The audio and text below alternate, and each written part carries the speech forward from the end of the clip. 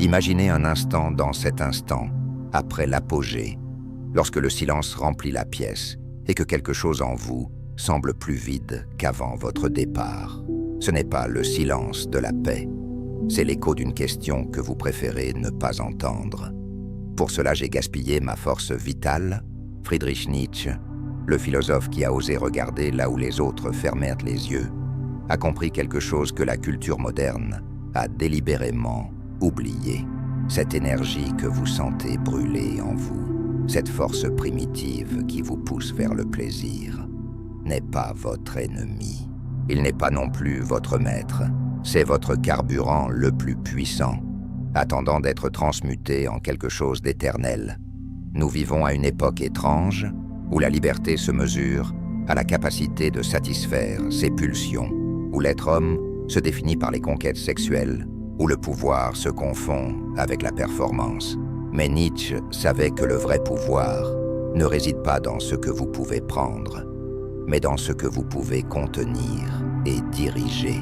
Il regardait les hommes de son temps, comme ceux d'aujourd'hui, échanger leur grandeur potentielle contre des miettes de plaisir, leur mission contre des moments de validation extérieure. L'énergie sexuelle est la force la plus créatrice qui existe dans l'univers. C'est le même pouvoir qui anime la création de la vie, de l'art, des empires. Lorsque Léonard de Vinci a canalisé cette énergie dans ses inventions, lorsque Tesla l'a dirigée vers ses découvertes, lorsque les grands mystiques l'ont transmutée en extase spirituelle, ils accédaient à un pouvoir qui transcende le physique. Mais lorsque cette même énergie se disperse dans des orgasmes vides, dans des fantasmes qui nourrissent l'ego blessé, dans des recherches désespérées de validation externe, elle devient le voleur silencieux de votre potentiel. Nietzsche n'était pas un moraliste prêchant l'abstinence. C'était un observateur implacable de la nature humaine qui comprenait une vérité brutale. L'homme qui ne peut pas se contrôler sera dominé par des forces extérieures. Le désir incontrôlé n'est pas la liberté, c'est l'esclavage déguisé. C'est être une marionnette d'algorithmes conçus pour capter votre attention, d'impulsions programmées par une culture qui profite de votre distraction, de besoins émotionnels qui n'ont jamais été guéris à leurs racines. La luxure moderne a peu à voir avec l'instinct naturel. C'est la faim émotionnelle qui se manifeste par l'appétit sexuel. C'est l'âme qui crie pour un but et un sens, mais qui est réduite au silence avec de la dopamine bon marché. C'est l'esprit qui recherche la transcendance et qui est nourri de contacts superficiels qui promettent une connexion, mais livrent plus de vide. Lorsqu'un homme recherche compulsivement le plaisir sexuel, il ne cherche pas le sexe. Il fuit le silence de sa propre existence, la confrontation avec sa médiocrité, la reconnaissance douloureuse qu'il n'est pas encore devenu ce qu'il est appelé à être. Le processus de transmutation sexuelle n'est pas du refoulement, c'est de l'alchimie. Il s'agit de prendre cette énergie ardente qui se dissipe normalement en quelques secondes et de la transformer en carburant de votre transformation personnelle. Imaginez que chaque fois que vous sentez cette force vitale s'activer, au lieu de chercher un soulagement immédiat, vous la dirigez consciemment vers votre mission de vie, vers ce projet que vous avez reporté, vers le corps que vous voulez sculpter, vers l'art que vous portez en vous, vers la présence que le monde a besoin que vous manifestiez. Les grands hommes de l'histoire ont compris intuitivement ce principe. Newton, célibataire depuis des décennies, a canalisé son énergie dans des découvertes qui ont changé notre compréhension de l'univers. Beethoven a composé des symphonies qui nous émeuvent encore des siècles plus tard, en utilisant cette même force vitale que d'autres gaspilleraient en plaisir passager. Non pas parce qu'ils détestaient le sexe, mais parce qu'ils avaient découvert quelque chose de plus puissant, l'extase de la création consciente. Lorsque vous commencez à pratiquer la rétention consciente de votre énergie sexuelle, quelque chose d'extraordinaire se produit. Votre présence s'intensifie, votre regard devient plus pénétrant, votre voix prend une autorité naturelle. Votre esprit devient clair, votre corps est plein d'énergie. Ce n'est pas de la magie, c'est de la physique de base. L'énergie qui se disperse normalement commence à s'accumuler et à rayonner de votre être. Les femmes le perçoivent immédiatement. Les hommes le respectent sans comprendre pourquoi. Le monde vous répond différemment parce que vous avez changé la fréquence à partir de laquelle vous opérez. Mais voici le plus beau paradoxe. Plus vous maîtrisez votre énergie sexuelle, plus vous devenez magnétique sexuellement, non pas parce que vous le cherchez, mais parce que vous êtes rare maintenant. Dans un monde rempli d'hommes qui cherchent désespérément à attirer l'attention des femmes, vous êtes devenu quelqu'un qui n'a pas besoin de validation extérieure pour se sentir complet. Et cette exhaustivité est irrésistiblement attrayante. La solitude consciente devient votre allié le plus puissant. Non pas la solitude de la victime fuyant le monde, mais la solitude du guerrier qui se retire pour aiguiser son épée. C'est dans le silence que l'on entend les murmures de son âme, que l'on clarifie sa mission, que l'on se reconnecte à cette force intérieure que le bruit du monde avait fait taire.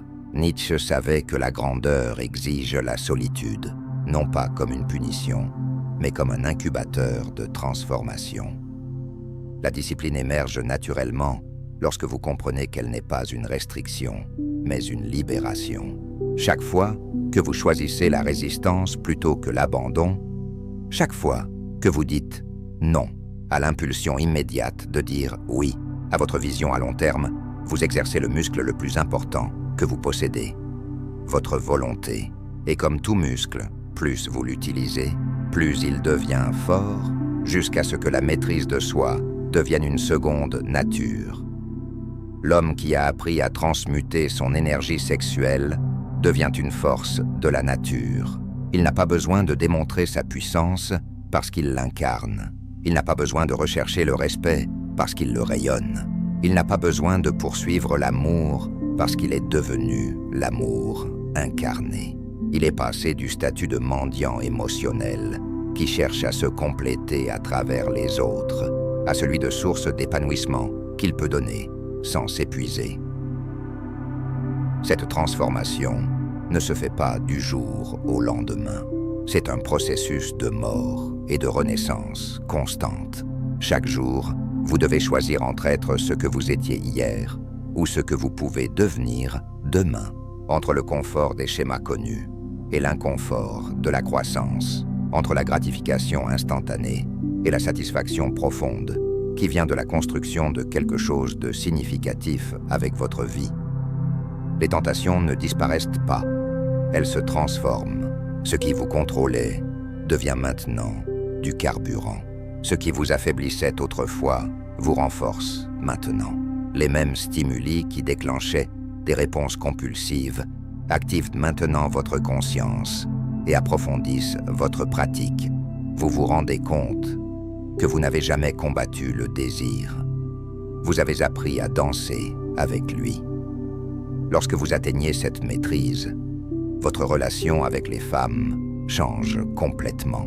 Vous ne les voyez plus comme des objets pour votre satisfaction ou comme des trophées pour votre ego blessé. Vous les voyez comme des êtres humains complets avec lesquels vous pouvez créer quelque chose de beau, mais seulement à partir de votre plénitude, pas de votre manque. Votre sexualité devient sacrée parce qu'elle vient de l'amour, pas de la nécessité. Votre intimité s'approfondit parce que vous partagez de votre abondance et non de votre vide. L'héritage que vous laissez derrière vous change radicalement. Au lieu d'être rappelé comme quelqu'un qui consommait du plaisir, on se souvient de vous comme de quelqu'un qui a créé la beauté. Au lieu d'avoir extrait de l'énergie du monde, vous lui avez redonné plus que vous n'en avez pris. Votre vie devient une œuvre d'art consciente, un témoignage vivant de ce qui est possible lorsqu'un être humain choisit de vivre de son potentiel le plus élevé, plutôt que de ses impulsions les plus fondamentales. La société essaiera de vous convaincre que cette transformation est impossible, inutile, voire nuisible. Ils vous diront que vous réprimez votre nature, que vous niez vos instincts, que vous vivez dans le déni. Mais vous saurez la vérité. Vous ne niez rien, vous élevez tout. Vous ne tuez pas l'animal qui vit en vous, vous l'entraînez à servir des objectifs plus nobles. Nietzsche parlait du surhomme comme d'une possibilité évolutive, comme la prochaine étape dans le développement de la conscience humaine. Mais ce surhomme n'apparaît pas par accident ou par le destin. Elle surgit par choix, par discipline, par la décision consciente de transmuter tout ce qu'il y a de primitif en vous en expression plus raffinée et plus puissante. Votre énergie sexuelle est votre bien le plus précieux. Vous pouvez le dépenser comme un millionnaire irresponsable, dilapidant sa fortune dans des plaisirs momentanés, ou vous pouvez l'investir comme un maître constructeur qui utilise toutes les ressources pour créer quelque chose qui transcende le temps. La différence entre ces deux options détermine non seulement qui vous êtes aujourd'hui, mais aussi qui vous deviendrez et quelle marque vous laisserez sur ce monde. En fin de compte, c'est une question fondamentale. Êtes-vous venu dans ce monde pour répéter les modèles de conscience des masses ou pour évoluer vers quelque chose de complètement nouveau? Votre vie sera-t-elle un écho de ce que tout le monde fait ou sera-t-elle une symphonie unique que vous seul pouvez composer? L'énergie est là, en attente. C'est vous qui choisissez. Cette connaissance que vous avez reçue aujourd'hui n'est pas accidentelle. Dans un monde qui vous bombarde de distractions superficielles, vous avez décidé de consacrer votre temps à quelque chose qui peut fondamentalement transformer votre existence. Cela parle d'une recherche plus profonde, d'une âme qui sait qu'elle mérite plus que ce que la médiocrité collective offre. Si ces paroles ont résonné au plus profond de vous, si vous avez reconnu en elles un appel que vous attendiez d'entendre, alors il est temps d'agir. Comprendre sans application n'est qu'un divertissement intellectuel. La vraie transformation exige de l'engagement, de la pratique, de la communauté. Partagez ce point de vue avec les hommes que vous savez prêts à se réveiller. Tout le monde ne sera pas prêt à recevoir cette vérité, mais ceux qui le seront la reconnaîtront immédiatement. Commentez votre engagement personnel dans cette pratique. Faites partie d'une communauté d'hommes qui ont décidé d'évoluer consciemment. Abonnez-vous pour continuer ce voyage de transformation, car ce n'est que le début d'une série de révélations qui changeront à jamais la façon dont vous comprenez votre potentiel en tant qu'homme conscient. Votre présence dans cette communauté élève le niveau de conscience de chacun d'entre nous. Rappelez-vous, vous n'êtes pas venu ici pour être consolé, vous êtes venu pour être transformé. Et cette transformation commence maintenant, avec la prochaine décision que vous prendrez lorsque vous sentirez cette envie primale s'activer. Serez-vous un esclave ou un maître? La réponse déterminera non seulement votre journée, mais aussi votre destin. Mais parlons maintenant de quelque chose que peu de gens comprennent, la science derrière cette transformation. Lorsque vous retenez consciemment votre énergie sexuelle, vous ne vous contentez pas de sauver quelque chose, vous activez des processus neurologiques et biochimiques spécifiques qui modifient fondamentalement votre état de conscience. La recherche moderne sur la neuroplasticité confirme ce que les anciens maîtres savaient intuitivement. Nous pouvons littéralement recabler notre cerveau par des pratiques conscientes. Lors de l'orgasme, le cerveau libère une cascade de neurotransmetteurs, dopamine, ocytocine, endorphine, prolactine. Cette explosion chimique crée un état d'euphorie temporaire, inévitablement suivi d'un déclin. La prolactine, en particulier, induit une léthargie et une satisfaction qui peuvent durer des jours. Mais lorsque vous interrompez consciemment ce cycle, lorsque vous conservez cette énergie et la redirigez, vous maintenez les niveaux de testostérone et de dopamine élevés, sans la chute ultérieure. Le résultat est une vitalité soutenue, une clarté mentale constante, une présence qui ne fluctue pas avec les hauts et les bas chimiques du cycle récompense-épuisement. Des études sur la cohérence cardiaque révèlent quelque chose de fascinant. Lorsqu'un homme pratique la rétention consciente, combinée à la respiration profonde, la variabilité de son cœur est synchronisée de manière à produire des états cérébraux associés au génie créatif. Le cœur, cet organe qui contient plus de 40 000 neurones, commence à envoyer des signaux cohérents au cerveau qui optimisent la fonction cognitive, l'intuition et la capacité de prendre des décisions à partir d'un état de clarté plutôt que de chaos émotionnel. Nietzsche en avait l'intuition lorsqu'il a écrit sur la grande santé. Il ne se référait pas simplement à l'absence de maladie, mais à un état de vitalité si élevé que l'être humain fonctionne à partir de capacités élargies. La rétention consciente de l'énergie vitale est l'un des chemins les plus directs vers cet état. Il s'agit littéralement d'une pratique d'optimisation neurologique déguisée en discipline spirituelle. Considérez un instant la différence énergétique entre un homme qui disperse sa force vitale chaque semaine et celui qui la préserve et la redirige consciemment pendant des mois. Ce n'est pas seulement une différence de volonté, c'est une différence dans les modèles d'ondes cérébrales, dans la densité de la matière grise, dans les régions associées à la maîtrise de soi, dans la sensibilité des récepteurs de la dopamine. C'est une différence mesurable, scientifique, réelle. Mais voici l'essentiel. Cette transformation ne se produit pas dans le vide. Cela nécessite une compréhension profonde de ce que Nietzsche appellerait l'art de la sublimation. Il ne suffit pas de retenir, vous devez transmuter. Et la transmutation nécessite un but, une vision, un projet de vie si grand que votre énergie sexuelle est honorée de servir quelque chose de plus élevé que le simple plaisir. Imaginez votre énergie sexuelle comme un puissant fleuve.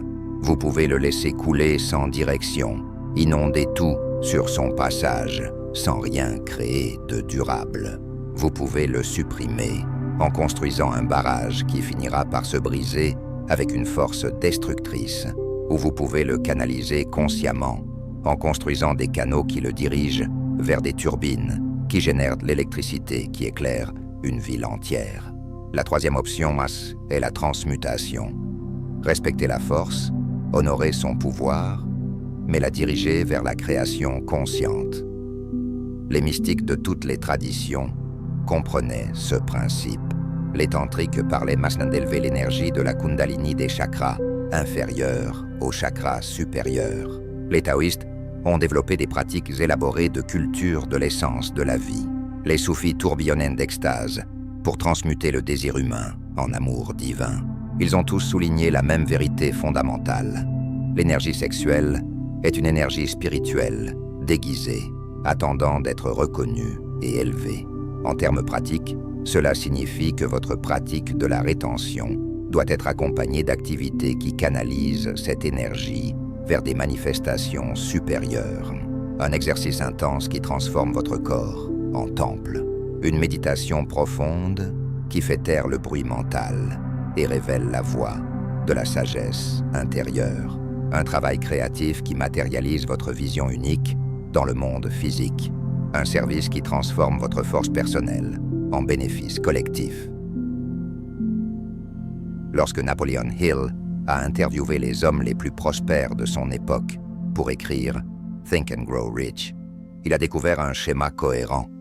Ils avaient tous appris à transmuter leur énergie sexuelle en ambition créative. Ce n'est pas par hasard, mais parce qu'ils avaient compris intuitivement que la même force qui crée la vie peut créer des empires, de l'art, des découvertes scientifiques, des mouvements sociaux. Steve Jobs a pratiqué de longues périodes de célibat pendant les projets les plus intenses d'Apple. Tesla est resté célibataire pour garder l'esprit clair et sa créativité fluide. Gandhi a transmuté son énergie sexuelle en une force politique et spirituelle qui a changé une nation. Il ne s'agissait pas de cas isolés, c'étaient des exemples d'hommes qui avaient découvert le secret de la transmutation consciente. Mais voici un avertissement crucial. La transmutation sans apitoiement sur soi-même devient une répression toxique. Vous devez apprendre à honorer votre nature sexuelle tout en l'élevant.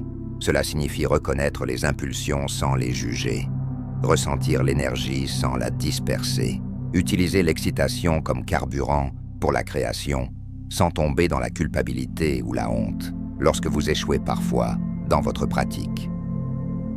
Le chemin n'est pas linéaire. Il y aura des moments d'automne, des nuits sombres de l'âme, où la tentation semble irrésistible. Nietzsche parlait de l'éternel retour. Si vous deviez vivre exactement la même vie, encore et encore, pour l'éternité, la vivriez-vous de la même manière? Ces chutes sont des occasions d'apprentissage et non des raisons d'abandonner la pratique. Chaque fois que vous vous relevez après une chute, vous renforcez le muscle de résilience. La pratique sociale devient fascinante lorsque vous opérez à partir de cet état élevé. Les conversations changent. Vous n'avez plus besoin d'impressionner. Votre présence parle d'elle-même. Les femmes réagissent différemment parce qu'elles perçoivent inconsciemment que vous opérez à partir de l'abondance et non du besoin. Les hommes vous respectent parce que vous émanez une autorité naturelle qui ne vient pas de l'arrogance mais d'une véritable maîtrise de soi. Mais la chose la plus profonde est peut-être la façon dont votre relation avec vous-même change. Le dialogue interne se transforme, la voix critique qui vous jugeait constamment pour vos échecs sexuels est réduite au silence. L'anxiété qui provenait du sentiment d'être contrôlé par des forces extérieures se dissout. Vous découvrez une confiance qui ne dépend pas d'une validation extérieure, une paix qui ne peut pas être perturbée par les fluctuations du désir. Votre capacité de concentration se multiplie de façon exponentielle. Des projets qui semblaient autrefois impossibles coulent désormais naturellement. Votre mémoire s'aiguise, votre intuition se développe, votre capacité à percevoir des modèles subtils dans la réalité s'élargit. Ce n'est pas une coïncidence, c'est le résultat direct d'avoir toute votre énergie vitale disponible pour des fonctions cognitives supérieures, plutôt que d'être constamment épuisé par la poursuite compulsive de la gratification sexuelle. La pratique de la transmutation sexuelle transforme aussi radicalement votre relation au fil du temps. Lorsque vous vivez dans des cycles constants d'excitation, gratification, épuisement, votre perception temporelle devient fragmentée. Vous vivez pour la prochaine dose de dopamine. Mais lorsque vous conservez votre énergie et que vous la dirigez consciemment, vous développez ce que les psychologues appellent une perspective temporelle, future, étendue. Vous pouvez penser et planifier des années, voire des décennies à l'avance, parce que vous n'êtes pas pris dans l'immédiateté de l'élan. Cela fait de vous un bâtisseur d'héritage, plutôt qu'un consommateur de moments. Votre vie prend un récit cohérent, où chaque action s'aligne sur une vision plus grande. Vous ne réagissez pas simplement à des stimuli. Vous créez consciemment votre destin. La transformation physique est tout aussi spectaculaire. Votre posture change parce que vous portez votre énergie différemment. Votre regard est intensifié car il n'est pas dispersé en permanence à la recherche de stimuli sexuels. Votre voix acquiert une résonance parce qu'elle provient d'un centre d'énergie fort plutôt que d'un manque. Votre façon de marcher, de gestuelle, d'occuper l'espace, tout se transforme parce que vous opérez à partir d'une fréquence énergétique complètement différente. Les synchronicités se multiplient dans votre vie. Les opportunités apparaissent comme si l'univers conspire en votre faveur. Des personnes alignées sur votre vision arrivent à l'improviste. Les ressources prennent vie au moment où vous en avez besoin. Ce n'est pas de la magie, c'est le résultat naturel d'un fonctionnement, à partir d'un état de cohérence interne qui attire des expériences externes cohérentes. Mais peut-être que le cadeau le plus profond de cette pratique est la reconnexion avec votre essence sacrée. Dans une culture qui a réduit la sexualité au divertissement et le plaisir à la consommation, redécouvrir son énergie sexuelle en tant que force spirituelle est un acte révolutionnaire. Il vous reconnecte avec les traditions de sagesse ancestrale qui comprenaient l'être humain comme un pont entre l'animal et le divin. Lorsque Nietzsche à proclamer la mort de Dieu. Il ne célébrait pas le nihilisme. Il annonçait la nécessité pour l'homme de devenir son propre créateur, l'artiste de sa propre existence. La transmutation sexuelle est précisément cela, l'art de devenir le créateur conscient de votre propre réalité, en utilisant la même énergie que la nature a conçue pour la reproduction biologique comme carburant pour votre reproduction spirituelle et créative. En fin de compte, cette pratique vous rend quelque chose que la modernité vous avait volé, l'expérience directe du sacré. Vous n'avez pas besoin d'institutions religieuses ou de gourous extérieurs pour accéder à des états de conscience élargis. Votre propre corps, votre propre énergie vitale, votre propre discipline consciente deviennent le temple, le sacrement et le prêtre de votre propre transformation. C'est la vraie révolution.